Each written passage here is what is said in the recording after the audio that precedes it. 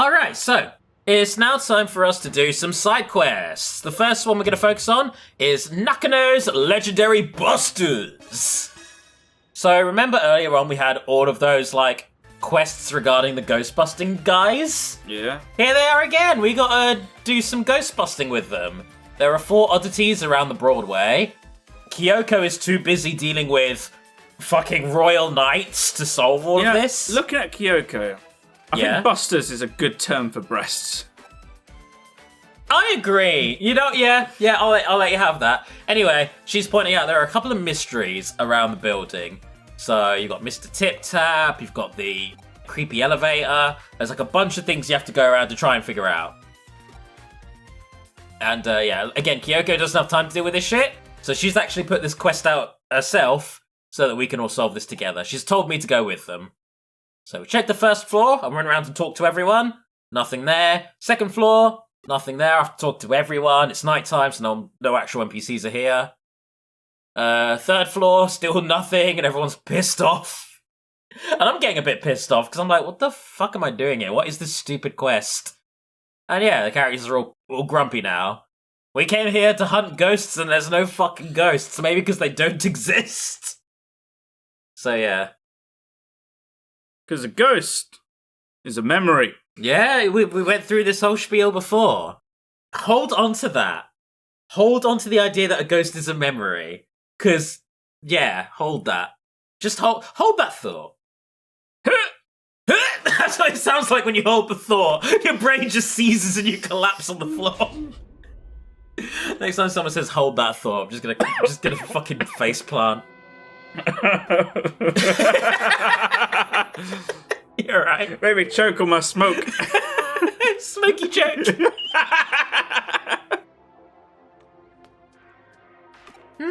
Okay, so we hear the tip-tapping. And we tried shouting at them. We tried shouting at the ghost. Oh! That noise. That's another one of the mysteries. It's a ghost! A real ghost! Oh, it's some old fucker.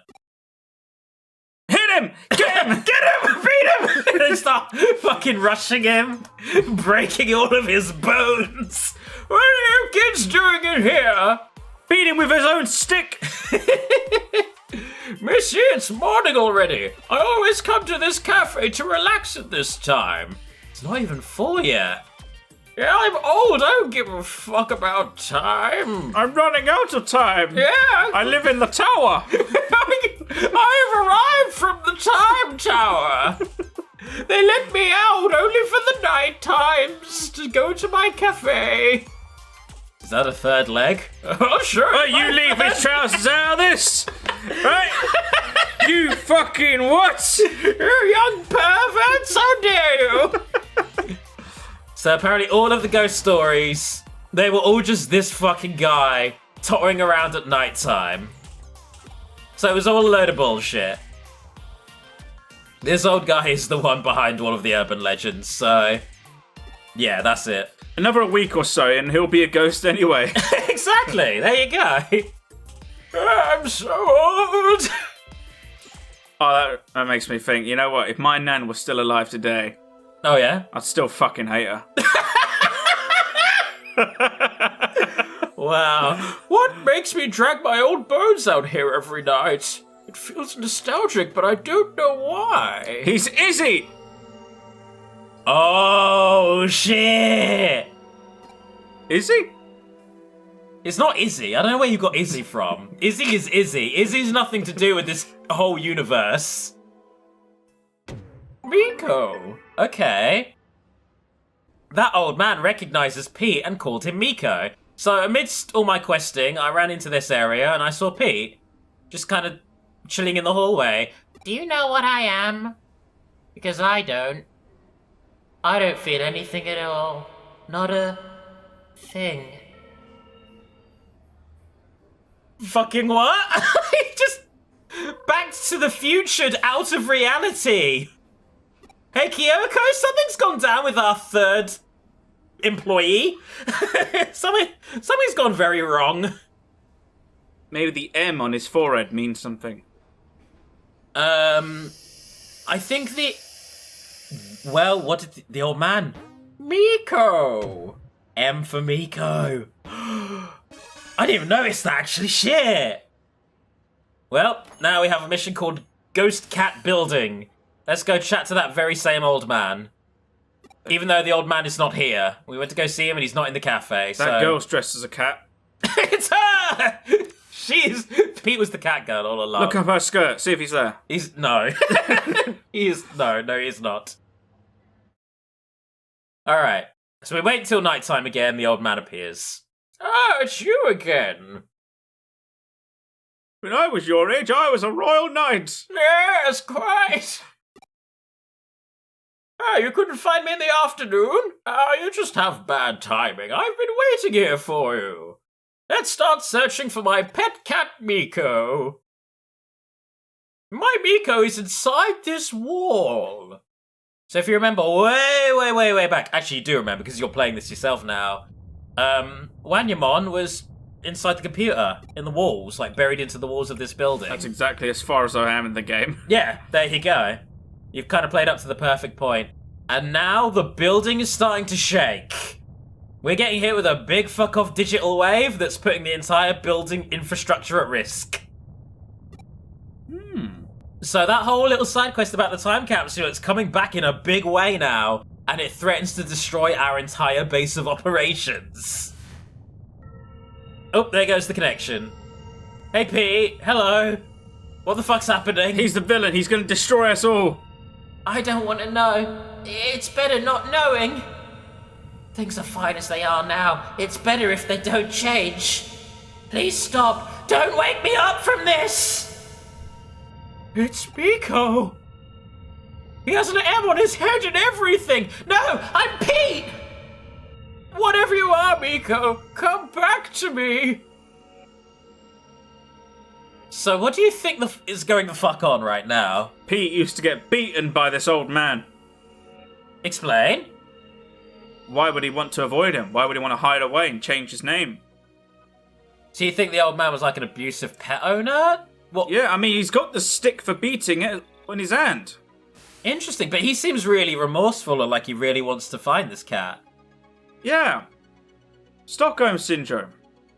That's not how Stockholm Syndrome works. Doesn't mean that you'd grow attached to the person you've captured. Yeah, when it's the other way around. When the person I took and kept, when they left, I missed them. Tell me more, please. Maybe into this weird little box on my chest. If you'd like to just say that again, Dan. I would tell you, but those blue flashing lights outside are distracting. Oh yeah, ignore those. They're fine. It's fine.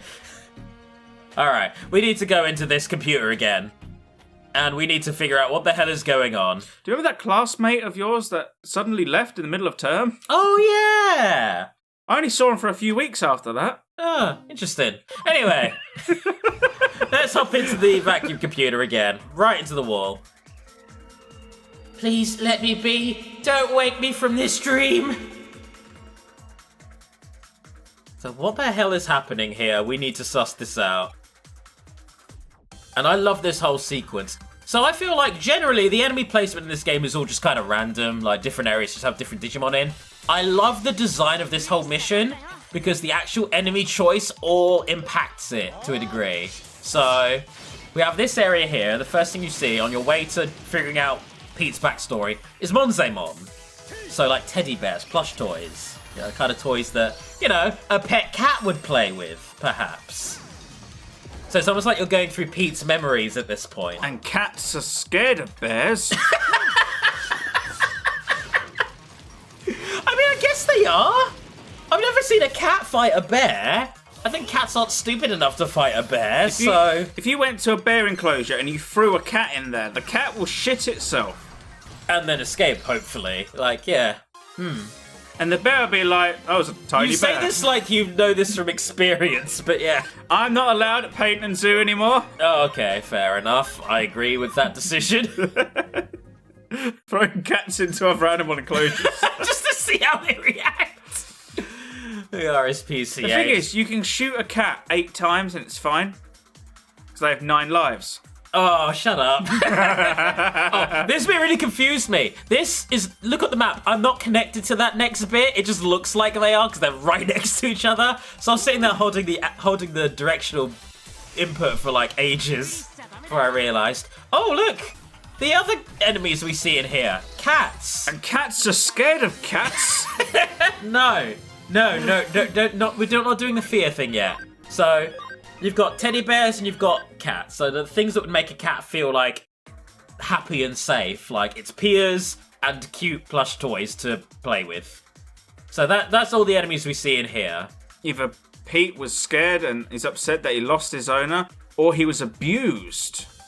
I like that you focus on that angle because like it does unfold itself anyway, and I'm curious to see how you find it playing out. All right, just Cats are scared of skipped battles. I think LPs are scared of repetitive battles. That's more important, really. Cats are scared of friendship. And dead ends, apparently. Well, there's another thing. The item we find in here is friendship. So we've got teddy bears, we've got cute kittens, we've got friendship. All things that like a cute little kitten would feel happy and confident and healthy with. Then we He was abused by his owner. Well, let's go to the next area. Why? Why do you have to know who I really am? No response. Gotta find him. All right. Now, I love this bit. Let's check out the enemies we see over here. Obviously, as you run through this area, you run into text boxes, and they help to fill the story out for you over time. But the enemies, a dog and an angel. Cats are scared of angels and dogs. You're half right. I mean, okay, so obviously we have a representation of death, and we have a representation of a dog. So I was like, oh, did the cat get killed by a dog? Or is this things that cats fear are dogs and death, respectively? So, yeah. Cats are scared of Pildramon. Who the fuck wouldn't be? Look at him! He's terrifying! Big fuck off dragon man with a gun! And don't get me started when he's an actual dragon. Cats are scared of dragons. You're really in love with this bit, aren't you? Just dictating the fears of cats. I'm trying to figure this out as we go along. Oh, I see. This is your thought process running. Well, you know what? We'll let these data files fill it in for you. Cats are scared of Broadway construction. Okay, now, here we go. Construction plans for the Broadway, hereby abbreviated as NB, were announced in 1959. It was a lengthy duration due to the major issue that routinely manifested throughout the process. While we were levelling, underground water leaked, resulting in an immediate halt to any and all production. A large lake formed, the site was left alone, and we started attracting large fish, which obviously attracted fishermen, and obviously cats. Records indicate that people once bathed in all of these floods, these man-made floods. Children would play in them as well. And then it goes dark and we hear another side of the data file. A strange Digimon appeared in the middle of my bed. It was so cold in there. Even when I tried calling out for help, nobody came for me. But these two detectives eventually showed up. Kyoko and Takumi. Takumi asked me who I was, but I said I didn't know, so Kyoko gave me a name. She decided to call me Pete, because I'm some sort of time capsule. Yeah, Pete. That's my name. It made me so happy to have one. Names really are special things to have. And that gives us the code word Pete. I love this whole mission. Alright, so we run around a little bit more. Navigate the dungeon, we get to part 2. So these are always split between discussions about the Broadway itself and how it was founded, how it was built. I do not know how rooted in truth these all are. Like, this is going on about the fucking post-American occupation. So I'm like, that feels too weird to introduce into this game for it not to be an actual historical fact. Possibly, yeah. Yeah, so I feel like these are all actual real things. And then also we see Pete's memories. So I love how this plays out. I love that it's two like stories that kind of interweaving with each other. So we have all of these resources being poured into the Broadway. We didn't really prepare blueprints. We just kind of cobbled the building together to see what would happen. Yoshido really likes this girl named Fuyume Yuki. He always sits me on his lap and tells me all about her. Everything's perfect about her, he says. Her singing, her dancing, her looks, everything. He says she's a 1 in a million among idols. I can't do any of those things. I can't sing, I can't dance, but I can curl up and fall asleep on Yoshido's lap. I love doing that. I also love hearing Yoshido talk to me so happily. So he wasn't abusive. He was a loving, caring man. I digivolved while running around and grinding. Excuse me. This doesn't really gel with the theme of the episode, but I didn't know where else to put it. I've got a robot dinosaur. Moving on. Part 3. Cats are scared of Digivolution. Okay, so we ended up making a shit ton of floors. What I didn't know about the Broadway, and maybe this is true for the real Nakano, but it's actually like 10 floors high, and there are underground floors as well. In this game, we only explore the first 3 floors. Because it's such a shoddily put together building, the elevator only covers the first 3 floors. And that's why when you're exploring the Broadway, those are the only floors you can visit. Right. Oh, you can elevator up to the 3rd floor and you can walk up to the 4th, but that's it. Yeah. So yeah. Anyway, Yoshido told me that he and his son have been to a World's Fair once. He said the line to see the moon rocks was really long. So long that it made them tired. But he said his son still had a good time. People call Yoshido Chief Mizushima, so his full name is Yoshido Mizushima. He's a big important man in the computer room, so he doesn't get to go out with his son much. He's glad they got to see the World's Fair, so he didn't get to see his family much. Instead, he kind of got all of his affection from a cat that kept breaking into the building, because, yeah. The building has a history of lots of cats being nearby, because of the water and the leaks and the fish and such. So, next area. Have you kind of passed what's gone on yet? Thoughts so far? Cats are not scared of fucking long stories. No. But I like this, though. I like that it's... This is the most detective I've felt in ages, where I'm having just something slowly unravel to me, and I have to put the pieces together to figure out what's happening. It doesn't feel like the game's holding my hand and feeding this to me. I'm like, oh no, I'm running out, going my way to find all these in the right order, and then passing them. Yeah, no, I can't do this detective shit. I need to be told things. Well, this is telling you. I'm reading it to you in, hopefully, an entertaining fashion. Cute cat voice. Anyway, this is part 4 or 5. Yoshido always has me sitting on his lap, petting my head all nice and gently. I love Yoshido. Yoshido always calls me Miko. Miko is a girl's name. I don't know how I have context for that being a cat, but Yoshido gave it to me, so I love it. That's adorable. Now I think there's final data log. He is his dead daughter. No. Final data log. So the basement of the Broadway once housed the vacuum tube computer within the walls. We know this so far. Brought into the building after the end of World War II by war criminals who evaded arrest, shielded from the prying eyes of MacArthur's GHQ. So this is tying into the fucking Enigma machine that we've got across the road here in Bletchley. This is all tying into World War II and shit.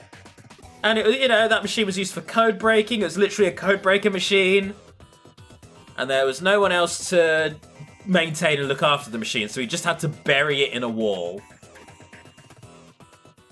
So we took this machine and we buried it in a wall. We sealed the wall up. It's dark in here. It's all dark. I can't see a thing. It's okay being in the dark. I'm not scared of it or anything. Apparently cats are scared of lots of things, but not the dark. I don't mind the dark. But Yoshido's not here. I don't even smell him. I can't go back outside. Yoshido? Where are you? Yoshido? Yoshido? Please sit me on your lap. Pet my head again. Yoshido. Yoshido. They buried a cat in the wall and it died. It was sitting there waiting for the old man who looked after and cared for it, and it fucking died. It's like that episode of Futurama with the dog. But because this is Digimon Cyber Sleuth and this building is the crux of a digital ley line, the cat's body was reanimated as a Digimon. And that's how we get Pete. Pete is literally the ghost of a dead cat brought back to life digitally. And then the game hits me with something that I wasn't ready for, and I did not know how to respond. Please, who am I? Who do I tell? What do I tell him? Pete or Miko? Who is it? I don't know what to tell him. I didn't know what felt right to tell him. I just want to be like, you're my friend, you're Pete. And he's like, no, that's not right. And he attacked me. I was like, oh no, God.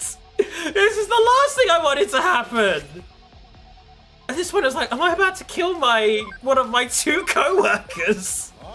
This fucking sucks, actually. Holy shit, did I really... I was like shitting myself here. I was like, have I balked this mission? Was I meant to say Miko? Or was I meant to like say it in order to remind him of his past in a way that didn't freak him out? I don't know. I guess I'm never gonna know. Cats are scared of being buried alive in walls! They are! Yes! They clearly are! As I think many people would be. That's a fucking horrible way to die. Jesus Christ. So yeah, that whole mission, like, oh, our air conditioning's a bit fucky. This is the culmination of all of that!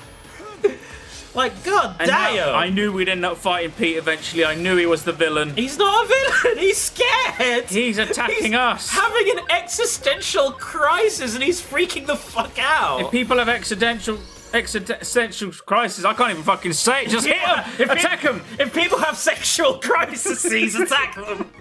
Yes! Oh, Jesus. At this point, I was like, even though I have not saved in this entire dungeon, I was like, I will reload for Pete. I will reload if I've killed Pete here. Thankfully, it's okay. If you said me, I'm sure if you said Miko, that would have calmed him down and placated him, but yeah. What if he just bodied your team? That would have been hilarious, and honestly, of anyone to game over to, I'd let my boy Pete have it. You know, Pete, you deserve this, actually. Of all the people to prove to be my undoing, the Royal Knights couldn't give a fuck. You're special, my boy. Anyway, that was the Pete mission, and the earthquakes, thankfully, have now settled down. Now that Pete is no longer in the crux of the building and freaking out, everything's calmed down now. And Kyoko's like, well, we didn't die, that's nice. Whatever. No big deal, I guess. Miko, it's really you!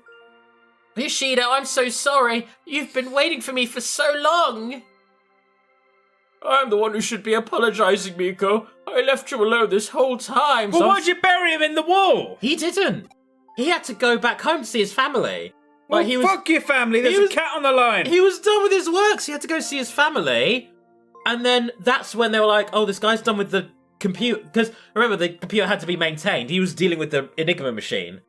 So when he left, they were like, no one knows how to operate this fucking thing. Just bury it in the wall because it's powerful. And we don't want this in the hand of the Americans who are occupying our country. Because they'll learn all of our fucking national security secrets and shit. So they were like, bury it. Put it in a wall. Don't check the surrounding area or anything to see if there's anything in here. Just cement it up. And that's what they did. And they killed a cat. So this is all... that whole first mission where Miko was appearing as that, like, idol. That was his, like, one of his lingering memories. Was the old man going on about her. And that's why he took her form. So anyway, yeah, they sealed it all off. And the old man was like, where the fuck was that cat I'd always play with? Where is that dang cat? Where could it be? So yeah, it all just kind of comes together. Yeah, Pete's dead. So Pete's more like us than we can imagine. Really. That makes 2 of our main, like, cyber sleuths who are dead. Or in a coma at the very least for Takumi. This is a ghost... We are a ghost squad, basically. We are a literal detective ghost squad. Anyway, thank you, kid. We can go back to living together again. I still think cats are scared of bears. You know what? You can continue with that belief. I'm not going to question it. Now, this is kind of sad, because this is Pete's arc is over. He's quit. That's it now. We don't get to see Pete anymore. He's gone off to live with He his didn't owner. resign. He doesn't get fucking paid then if he just quits on the spot. No. Oh, hey, Pete, we need a 14 days notice before you just leave, you know? That's how we do this in this business. So anyway. If I declare bankruptcy, do I need to tell myself 2 weeks before? I mean, I may have to, so yeah, probably. Anyway, yeah, that was the adventure of Pete right there. That's Pete's whole story, all wrapped together. So somehow his dead body and his memories, his mind, got wrapped up into the old computer and manifested as a Digimon because of the digital waves that were being caused by the whole fucking Eden project. So there's one last thing though, and this I did not expect. I love this last twist. So you said Mizushima said, "We can go back to living together," right? What did he mean by that? He's gonna kill himself. Ooh, you're close. You're very close. Well, you remember that case you solved earlier? He was behind all of those urban legends, right? How did he keep getting in the building? He doesn't have a set of keys. They lock the cafe every night. Then how did he keep getting in?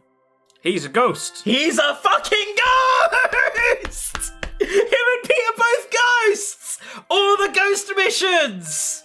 They were all leading to this! That's Dick the move, bro. big reveal! Dick move. I love this mission. I love the ending of the Pete story. I like this little epilogue from Kyoko. Should we look more into this? Leave us be. Don't go looking for us. Why'd you give him an English voice? I just imagine him like a little orphan boy. Tiny Tim. You and your orphans. Yeah, Kyoko's like, you know what? He was 1/3 of our staff. We should respect his privacy. Let's just leave him to his happy ending. We could tell the ghost squad that they did run into an actual real ghost, but nah, we'll let them find another one. No big deal. So yeah, ghosts are canon in Cyber Sleuth. There are ghosts. There's the physical world, a digital world, and a spirit world in the Cyber Sleuth series. And this building is basically the nexus point of all of it. I like this. I like that they've animated him so he's like walking down the path. That's the most animation they've ever done in a cutscene. Mission done. That's it. Pete's finished. Pete's gone now. There goes our boy. He wasn't evil. He was just dead. I like to think that all your viewers are just going to comment raging at me now. All this time, accusing Pete of being the villain. The poor victim of